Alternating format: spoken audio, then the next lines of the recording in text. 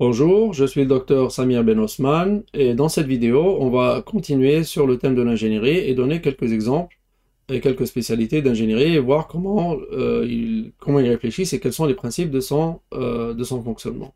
Donc on va commencer par le génie civil, qui est la conception de structures de bâtiments, de maisons ou d'infrastructures telles que les routes, les ponts, les tunnels, les aéroports, les gares, les barrages ou les bâtiments industriels comme les usines ou les centrales nucléaires, etc. Donc les exigences de construction ou ce qu'on appelle le cahier des charges vont être établies, c'est le début de tout projet. Et donc ça va définir la taille du bâtiment, sa forme, sa capacité, etc. Et ça va venir des architectes ainsi que des urbanistes, etc. Et donc ces cahiers des charges, ces spécifications dans le cahier des charges, ils vont être adaptés à la topographie, c'est-à-dire la surface 3D du terrain, ainsi que la géologie du site. Donc on va faire une étude de terrain pour pouvoir voir quelle est la capacité de ce terrain à accepter le poids du bâtiment, et ainsi de suite. Et donc ça va nous aider à estimer les charges même, les charges du poids même du bâtiment, c'est-à-dire la charge permanente, ainsi que de tout ce qu'il va héberger. Donc c'est ce qu'on appelle la charge d'exploitation. Et il doit aussi être capable de résister aux charges variables qui sont la vibration, le vent, les tremblements de terre, les précipitations en pluie, en neige, etc. Donc une fois qu'on a établi les charges qui vont être appliquées sur ce bâtiment, on va calculer la taille et le type des structures et fondations et autres éléments qui vont être nécessaires pour soutenir justement ces charges. Et bien sûr, on va avoir un coefficient de sécurité, comme on en a parlé dans les principes de conception ingénierie.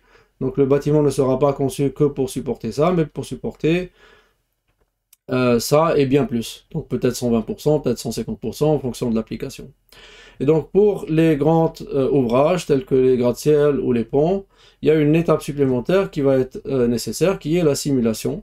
Et donc on va prendre le concept qu'on a calculé et on va le mettre en ordinateur et on va le soumettre à des charges, comme ici par exemple des bâtiments qui sont soumis à des vents forts, pour voir comment il va se comporter et ajuster les calculs si nécessaire pour éviter des erreurs très coûteuses lors de la réalisation du projet.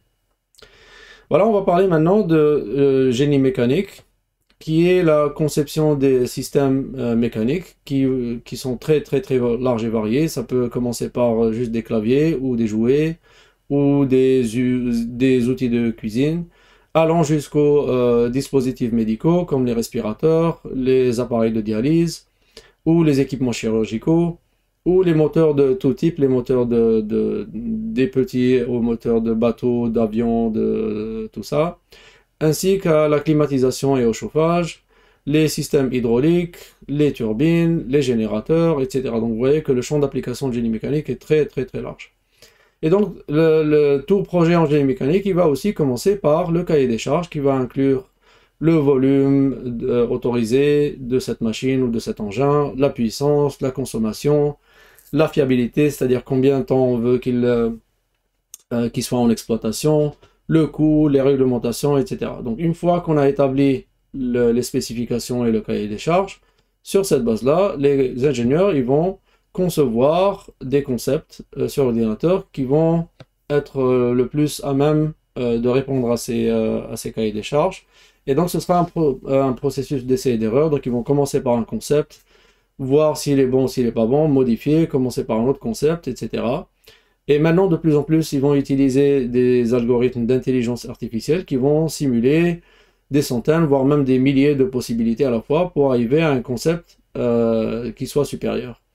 Une fois qu'on arrive à une bonne sélection de concepts, ben on va les simuler, c'est-à-dire qu'on va tester leur performance sur ordinateur, on va les soumettre aux contraintes auxquelles ils vont faire face.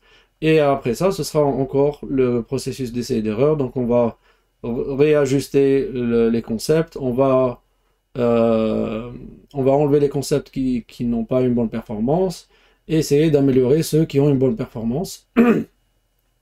Et une fois qu'on est satisfait de la performance en simulation, on va passer à l'étape de prototype, c'est-à-dire qu'on va fabriquer le produit à petite échelle et on va les tester dans des conditions qui sont le plus proches possible de celles du monde réel.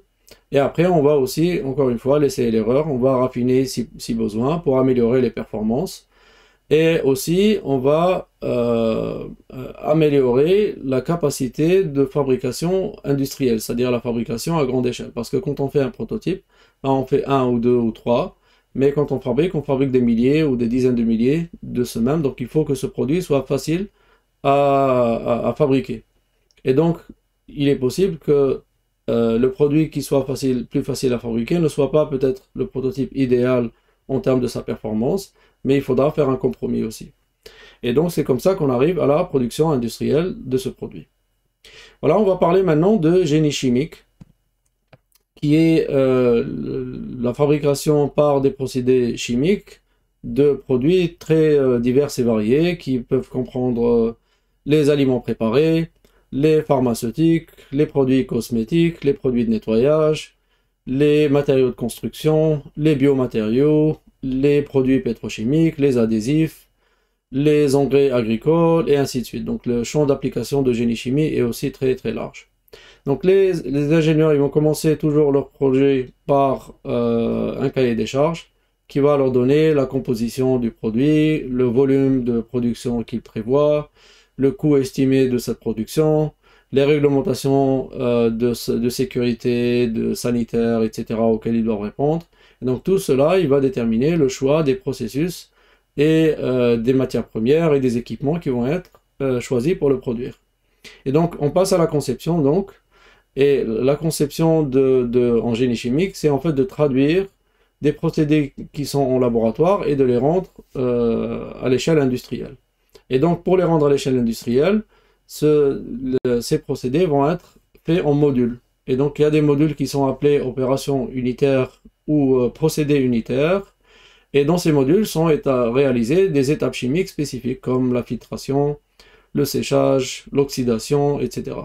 Et ces unités, elles vont être reliées par des unités de transport, qui sont les tuyaux, les pompes, etc., pour assurer une production non interrompue. Et donc, encore une fois, il y aura des essais et des erreurs dans cette conception, voir quelle est l'approche la meilleure, modifier les modules, modifier les unités de transport pour obtenir un design qui soit efficace et performant et facile à entretenir. Et donc là, on va passer à l'étape de réalisation de l'usine chimique.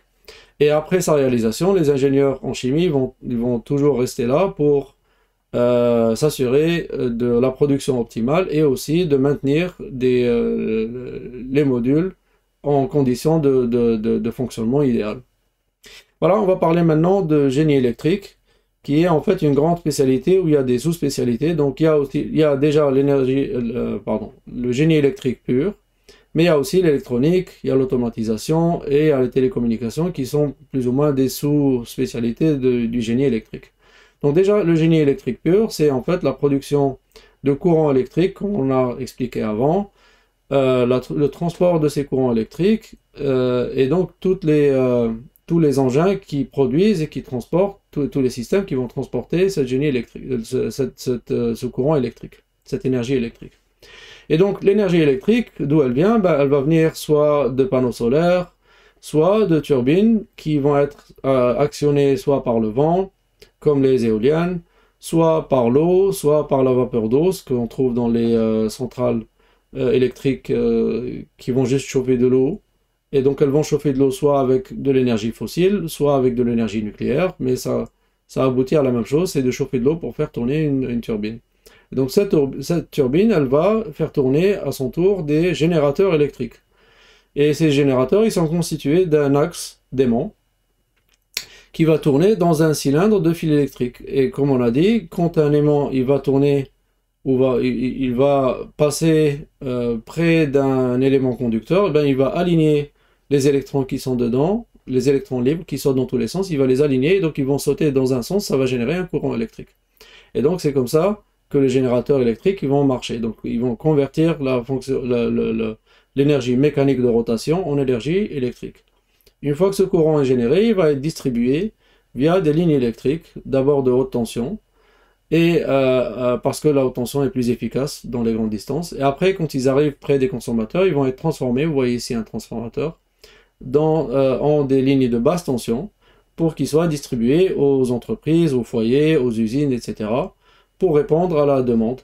Il faut savoir que l'électricité à cette échelle ne peut pas encore être stockée, c'est juste trop grand pour être stocké. Et du coup, toutes les centrales électriques, tout le système de génération et de transport électrique, il doit s'adapter à la demande en temps réel. C'est-à-dire qu'il ne doit pas trop produire, parce que s'il produit trop, il va mettre toute son infrastructure en danger d'incendie, etc., ou de panne. Et s'il ne produit pas assez, ben, il y aura des coupures de courant. Donc il est très important pour ceux qui travaillent dans les centrales électriques de maintenir ou de s'adapter à la demande en temps réel, à la seconde près. Une autre spécialité de génie électrique, c'est l'électronique, c'est la conception de systèmes qui vont moduler l'électricité ou les courants électriques pour transformer des entrées, c'est-à-dire les voix dans les microphones, ou l'image dans des caméras, ou les données dans des ordinateurs, et les processer et en faire des sorties, c'est-à-dire l'amplification de la voix, si on parle du microphone, l'actionnement de vannes ou de moteurs, l'exécution de calculs si on parle d'un ordinateur, et ainsi de suite. Donc le champ d'application électronique est aussi très très large. Et toute l'électronique, elle va être basée sur trois types de composants électroniques. Donc déjà, les composants qui vont contrôler si le courant passe ou pas, donc ça c'est les diodes et les transistors. Et des composants qui vont stocker brièvement le courant puis le libérer, donc ça c'est les condensateurs. Et des composants qui vont ralentir le courant, et ça c'est les résistances. Et donc le travail combiné de ces types de ces types de composants dans des circuits électriques, il va être orchestré par des microprocesseurs. Microprocesseurs qui vont contenir un grand nombre de transistors pour faire des opérations logiques d'addition, de soustraction, opération et, opération ou, etc. Et donc ils vont être soit complètement câblés pour effectuer des tâches spécifiques, c'est-à-dire qui ne sont pas flexibles, donc c'est ce qu'on trouve dans les calculatrices, en tout cas les calculatrices non programmables, ou dans les appareils électroménagers, etc. Soit des microprocesseurs qui soient assez flexibles pour qu'ils soient programmables via un code informatique pour effectuer des tâches plus flexibles et plus sur mesure.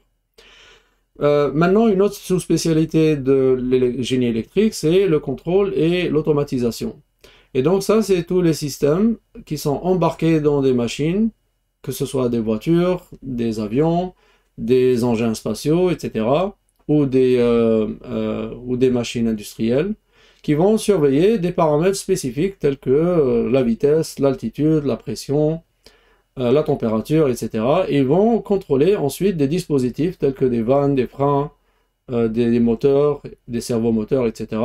Et tout ça pour maintenir les paramètres qu'ils mesurent dans les plages nominales, c'est-à-dire dans les plages normales, dans les limites acceptables. Et donc ces systèmes de contrôle et d'automation sont essentiels pour automatiser le fonctionnement d'appareils ou d'engins ou de systèmes qui sont difficiles à contrôler par l'homme, ou voire même impossibles à contrôler par l'homme, soit en raison de la haute précision qui est nécessaire, ou de la haute fréquence de réglage nécessaire, c'est-à-dire que l'être humain ne peut pas régler quelque chose au centième de seconde. Il est incapable de ça, donc c'est pour ça qu'on a ces systèmes de contrôle et d'automation qui peuvent faire ça. Donc ça, c'est complètement une sous-spécialité du génie électrique. Dernière sous-spécialité dont je veux parler, c'est les télécommunications, qui est en gros la conception d'infrastructures de télécommunications telles que la téléphonie mobile, l'Internet, les systèmes de radar, les systèmes de navigation, les satellites. Et en gros, ça utilise les propriétés des ondes électromagnétiques et elle en tire parti pour transmettre des données. C'est ce qu'on appelle le codage. Et après, pour transmettre les ondes électromagnétiques en données de l'autre côté, c'est ce qu'on appelle le décodage. Et bien sûr, ça se fait avec ou sans fil. Et on en parlera un peu plus dans la vidéo sur l'informatique. Dernier exemple de spécialité d'ingénierie, c'est j'ai choisi de prendre l'ingénierie aérospatiale, qui est la conception et la construction de tout ce qui va évoluer dans l'air et dans l'espace, donc des avions, les hélicoptères, les drones, les engins spatiaux, les satellites, les lanceurs de satellites, ainsi que les missiles, etc. Donc elle a une application civile et militaire, le génie aérospatial. Donc bien sûr, le projet en aérospatial va toujours commencer, comme tous les autres projets en ingénierie, par le cahier des charges. Donc on va déterminer les spécifications, la capacité d'emport, la vitesse, l'altitude, le rayon d'action, etc. Et on va essayer de rendre ces spécifications le plus intelligentes possible, entre guillemets, pour simplifier le design et éviter de concevoir des pièces qui ne devraient même pas exister. Et donc sur cette base, on va passer à la conception de l'avion ou de l'engin spatial. Et donc ça va être réalisé par plusieurs équipes qui sont spécialisées chacune dans une partie de l'engin. Ça peut être par exemple la structure, comme vous pouvez le voir ici, la structure d'un petit avion de type Diamond. Et donc bien sûr la structure elle doit être légère, mais elle doit aussi résister aux contraintes auxquelles il va être soumis, tous les types de contraintes, la contrainte de la charge permanente, la charge d'opération, le vent, etc. Et aussi d'être aérodynamique pour pénétrer l'air avec le moins de résistance. Puis après, il y a des équipes qui vont se concentrer sur la propulsion, c'est-à-dire quel type de moteur il faudra avoir, quel est son poids, comment il va être attaché, quel est son entretien, etc. Et d'autres équipes vont se concentrer sur l'avionique, c'est-à-dire tous les systèmes de navigation, de radar, de pilotage automatique, tous les systèmes informatiques qui sont embarqués, la communication. Vous pouvez voir ici en bas le système d'avionique d'un petit avion, le radar. Vous le voyez là quand on enlève entre guillemets le nez de l'avion. Et l'isolation, et ainsi de suite. Donc il y a plusieurs équipes qui vont chacune travailler sur leur côté, mais après ils doivent être coordonnés parce que l'objectif à ce stade, c'est de réduire la complexité et l'intégration entre ces équipes-là pour pas avoir à créer des problèmes redondants et que la solution de propulsion ne soit pas compatible avec la structure et ainsi de suite. Et une fois qu'on est arrivé à ça, on va essayer de simplifier le plus possible les designs possibles. Et donc, l'adage dit que la meilleure pièce est pas de pièces. Donc, si on arrive à faire un design où il y a moins de pièces, ben, ce sera encore plus facile à fabriquer à grande échelle et plus facile à entretenir et moins prompt à des pannes, etc. Et donc, une fois qu'on a fait plusieurs designs, plusieurs conceptions et qu'on a réduit le nombre de conceptions à un nombre gérable, on va passer à la simulation de ces concepts par ordinateur pour, encore une fois, voir comment elles vont se comporter dans les vents, dans l'espace, etc. Et on va raffiner, on va continuer le process d'essai, d'erreur et de raffinement jusqu'à ce qu'on obtienne un bon compromis de concept entre la performance et la facilité de fabrication à échelle et le coût, etc. Donc une fois qu'on atteint ce niveau, on va passer à l'étape de prototype, dans laquelle on va faire des prototypes à échelle réduite, comme vous pouvez le voir en haut, donc à échelle, je sais pas, un cinquantième ou quelque chose comme ça, et on va les soumettre à des contraintes qui vont être, encore une fois, le plus proche possible de ce qu'ils vont rencontrer au cours de leur exploitation. Donc ici, vous voyez le prototype qui est testé, le modèle qui est testé dans une soufflerie. Et après ça, on va faire des vrais modèles, donc à taille réelle. Et ce sera donc des prototypes qui vont être testés en vol. Et donc ça s'appelle les vols d'essai. Et vous voyez en bas un prototype d'avion dans lequel qui va être dans un vol d'essai et c'est un avion de passagers. Et bien sûr, il n'y a pas de siège de passagers, il y a les ordinateurs qui vont collecter les informations, mais il y a aussi en bas des gros réservoirs d'eau qui vont simuler le poids, la charge d'exploitation, c'est-à-dire les valises, les bagages et les passagers. Et ils peuvent même faire varier cette quantité de liquide ou la faire passer de l'arrière de l'avion à l'avant et d'un côté à l'autre pour voir comment l'avion se comporte. Et aussi faire des raffinements et des raffinements et des raffinements jusqu'à ce qu'on ait un prototype qui a été bien testé. Et avec ça, l'équipe, elle va soumettre une demande d'homologation à l'administration qui gère l'homologation des avions. Aux États-Unis, c'est la FAA, et dans chaque pays, il y a une administration. Et il aura par la suite, une fois qu'il est homologué, il aura droit de passer à la production commerciale. Donc voilà, j'espère que ça vous donne un aperçu sur le mode de fonctionnement, les principes sur lesquels reposent plusieurs spécialités d'ingénierie. Et je vous dis à la vidéo prochaine. J'apprécie vos commentaires et merci de votre attention.